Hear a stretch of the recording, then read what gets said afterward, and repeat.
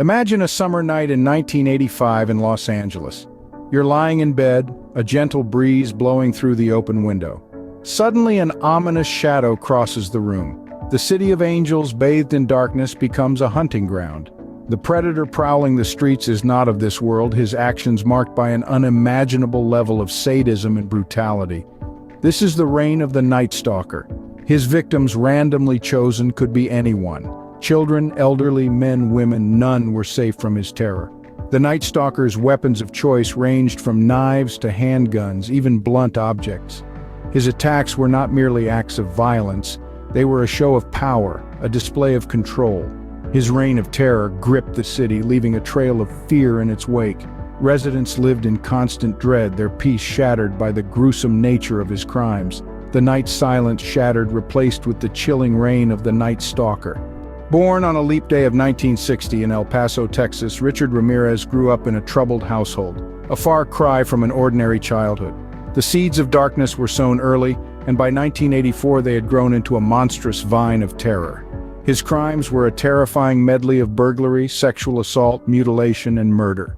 No one was safe from his gruesome touch. His victims ranged from the innocence of childhood to the frailty of the elderly, spanning both genders. His sadistic brutality knew no bounds. He wielded weapons like knives, handguns, and blunt objects with a chilling ease, often leaving behind a scene marked by extreme violence. Amid the horror, he found a perverse pleasure, leaving behind satanic symbols at some crime scenes. A diabolical figure was born out of these terrifying acts, earning him a nickname that sent chills down the spine: the Night Stalker. Richard Ramirez, the man who would go down in history as the Night Stalker, began his reign of terror. In August 1985, the reign of the Night Stalker came to an end as Richard Ramirez was captured by a group of East Los Angeles residents. This arrest followed a harrowing series of robberies, sexual assaults, and murders that had kept the cities of Los Angeles and San Francisco in a vice grip of fear for over a year. The ensuing trial in 1989 was a media circus, with Ramirez at its center, often flashing satanic symbols and making disturbing statements. He was found guilty on all counts, including 13 murders, and was sentenced to death. However, fate had another plan, and Ramirez succumbed to complications related to B-cell lymphoma in 2013, while still on death row.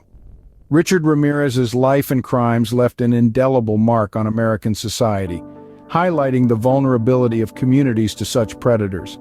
His notorious actions and the public's fascination with his case have significantly contributed to the rise of true crime as a popular genre in entertainment media. Richard Ramirez's reign of terror ended, but his shadow still looms large, a chilling reminder of the vulnerability of our communities.